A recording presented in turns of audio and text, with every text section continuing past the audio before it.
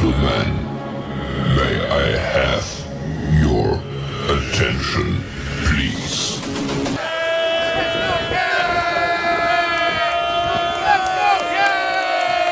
The show starts in 3, 2, 1, go.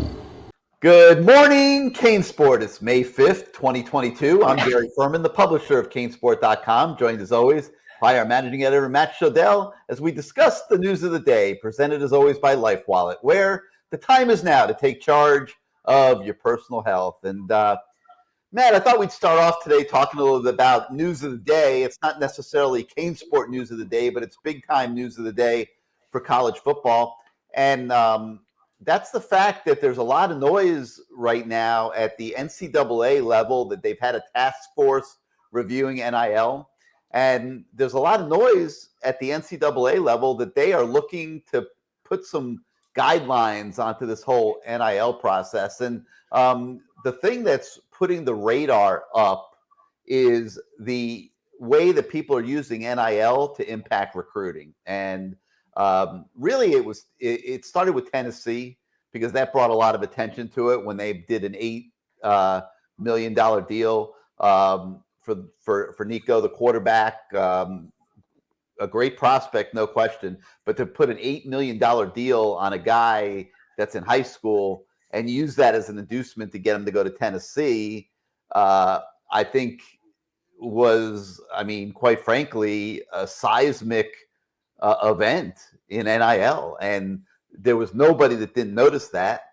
And I've been saying on the message boards that by doing so, Tennessee really screwed everybody else, because they did, because all these different NIL collectives and efforts around the country, like what John Ruiz is doing at Miami, are now under a microscope for recruiting inducements on NIL. And you look at what's happened here at Miami, and the way that it technically goes is a kid should be a student at the school before he gets an NIL deal. But what's been happening is people have been doing advanced scouting work on their NIL deals, and it's become a reason they're picking schools and an inducement. And it's all within the rules right now. Nobody's doing anything wrong.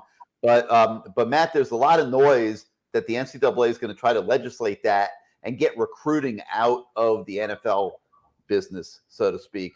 Your thoughts?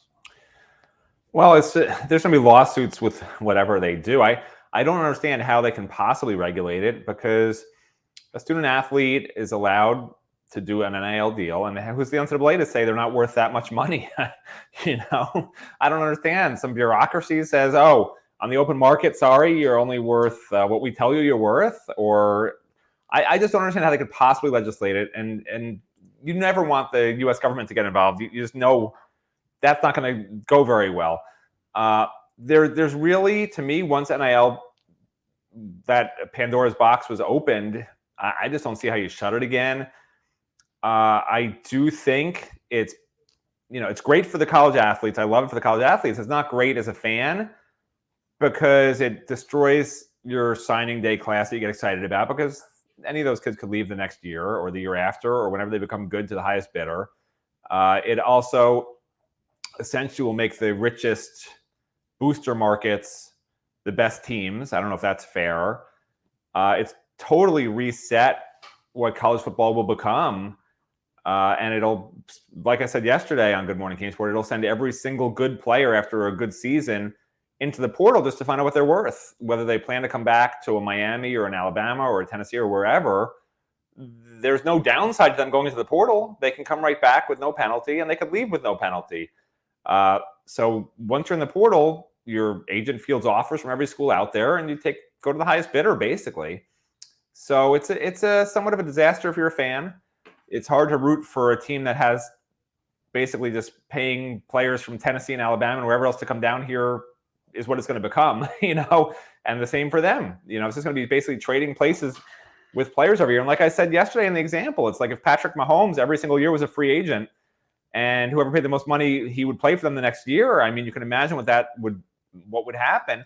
And this is that on steroids because there's not only however many teams are in the NFL. There's multiply that by 4. So multiply that by 4, and think about all the fans that have millions of dollars that are willing to just get that one great quarterback for their program that they could say, hey, I got him here, and that's why we're going to win a national championship. There's a lot of fans who would pay a lot of money to say that. So it's a double-edged sword. Good for the student athletes. Great for the student athletes. I wish I was a great football player right now. Yeah. Not so great for the Good fans time. who want. Not so great for the fans who want to be able to root for the same players for the normal 3 to 5 years they've been used to in the past. And sort of see them graduate from that. Talk about the perfect storm. Great time to be a transfer. Great time to be a high school senior. And by the way, Pitt receiver Jordan Addison is the guy that's big time in play right now. Alabama's trying to get him. Obviously, USC. We hear Miami's in the game as well, so we'll see what happens there. But the Canes are interested in Jordan Addison. So I just thought I'd throw that in. But here's the rub that I see, Matt, with this whole NIL thing. And it's still an NCAA rule.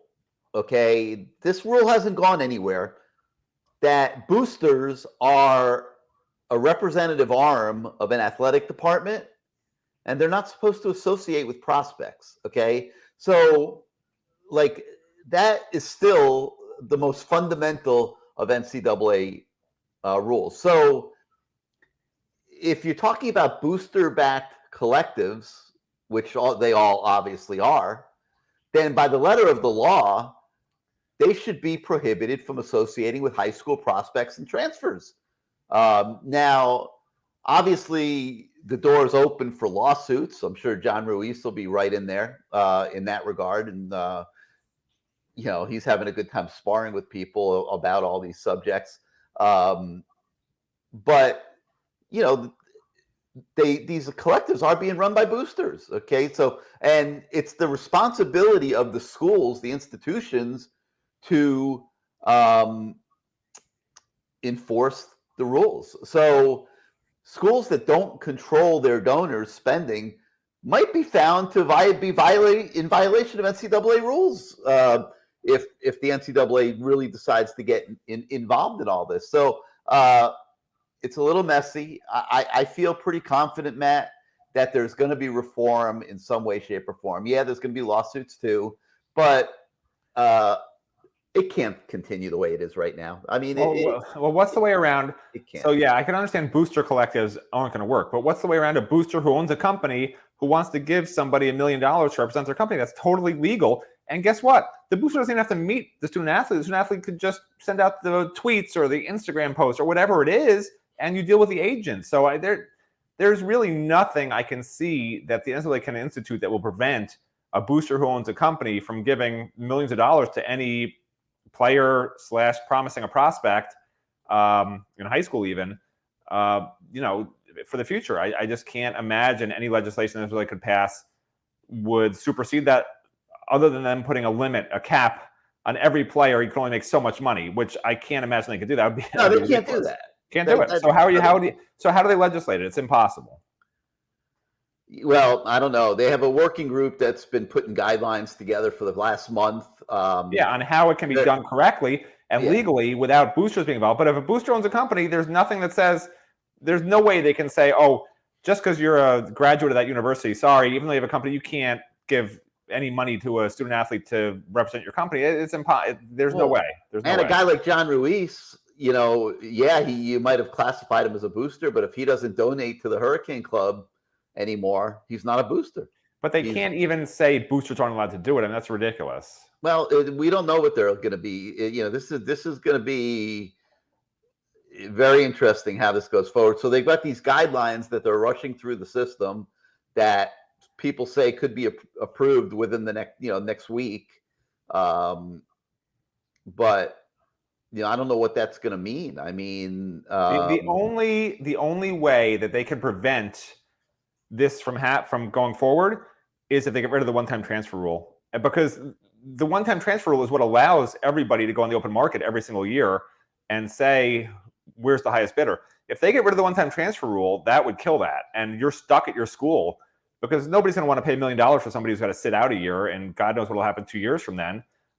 So to me, that's the only way they could do it, and that would be terrible for the student athletes if they rescind that rule, or you have to, appeal every single time you want to transfer to a different school, which my guess is that's what they're going to wind up doing, because it's the only way to control it is if you have to appeal to the NCAA. I'm actually transferring to school because of my family, not because I have a $1 billion NIL deal, whatever it is. That's the only answer. That's what my guess is they're going to be looking at very strongly at the NCAA level, because there's no way they can say, oh, you graduate from that school, so you can't, just because you own a business, you can't pay a student athlete to represent your business. They can't do that. Right. The only way to fix their own problem and their own mess is through the transfer portal, and that's it. Because now that if you got a kid stuck at a school for 3 years or 4 years before he's a graduate transfer, there's no incentive for any business to pay that student athlete more than he's worth to be an advertiser for you, because he's got no other options, right? He's going to just be stuck somewhere for a year doing nothing anyway, and no booster at some other school is going to say, hey, come here and sit out a year and I'll give you $1 million. I mean, that's unlikely. So my guess is it's going to involve the transfer portal when this all gets said and done. So, so much going on. It seems like every day there's breaking news with the transfer portal, with NIL. A very interesting time in college football. So I thought we'd touch on that a little bit today. All right. Getting back to the news of the day on the website. Obviously, it's all about recruiting. The spring evaluation period still going on. There's been a bit of a pause from the multitude of campus visits taking place. They'll make up for it in June. Trust me, the calendar in June is ridiculous. There's going to be a lot of visits without question. But today we catch up with a really interesting 4-star offensive line prospect by the name of Olaus Alinen. And he is from the west coast of Finland, of all places. He actually got an offer from Mario Cristobal and Alex Mirabal when they were at Oregon. And he was still overseas at that time. Well, now he's moved to the United States. He has more than 46 offers.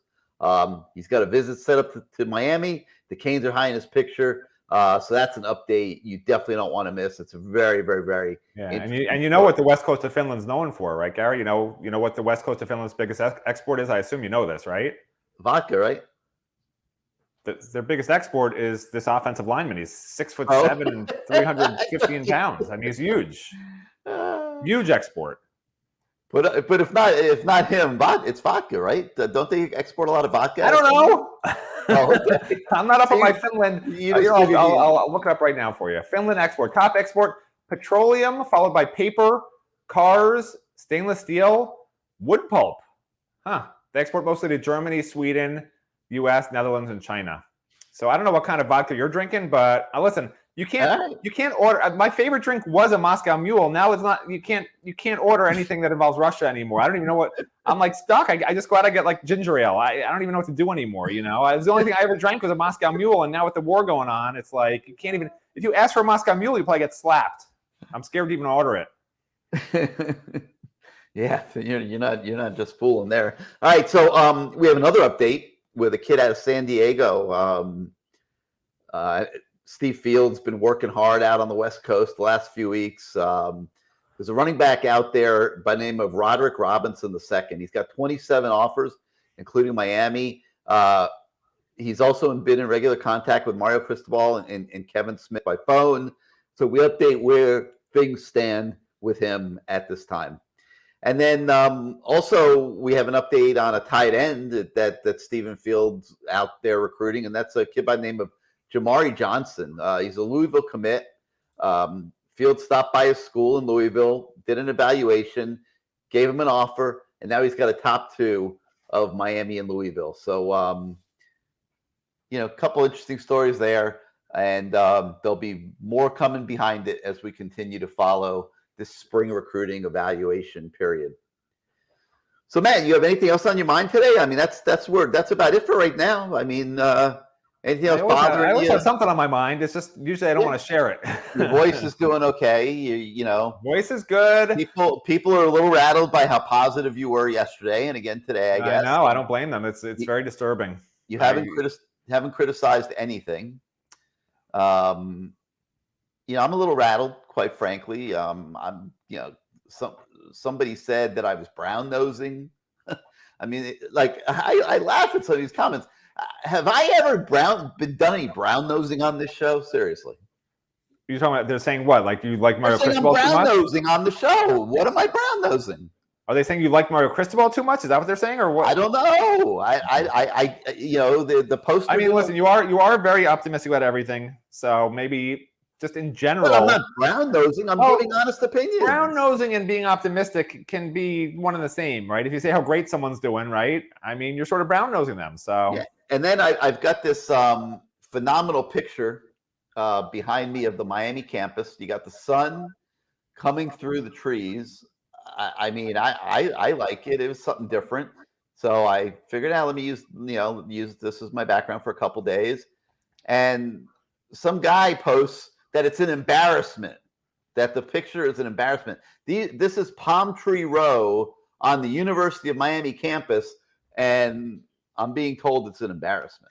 Listen, I'm an embarrassment, okay? I live in the Grove, and I walk in the mornings to go get coffee. And I was walking, this was actually a while ago, probably a month ago, but I don't think I ever told you about this. So I'm walking in the Grove, and just some guy says, "Hey, are you that guy from that morning show or whatever?" I'm like, maybe, And he's like, "I love the show." And then he yells at me, "But stop being so damn negative." So maybe that's why I started being a little more positive. I don't need to get hassled by people anymore. Let's put the name of the show back up on the screen so it doesn't become known as that morning show. It's Good Morning CaneSport. Good Morning CaneSport. And thank God that we're saving this mindless babble for the end, because we took some bullets on that one too. Stop talking so much about other things. They want to. One guy said, "I want to hear the news." You know what I wish? I wish that the Miami Hurricanes were a publicly traded, like, how you have stocks and you sort of watch your stock during the day go up and down. I wish the Miami Hurricanes were a publicly traded stock, and you can sort of see if people think the stock's going up or the stock's going down different days based on what they're hearing or what's happening in the transfer portal or whatever. Maybe it wouldn't be constant movement now, but it would have been constant movement probably in April and somewhat, and somewhat in March as well, I guess, with spring practice.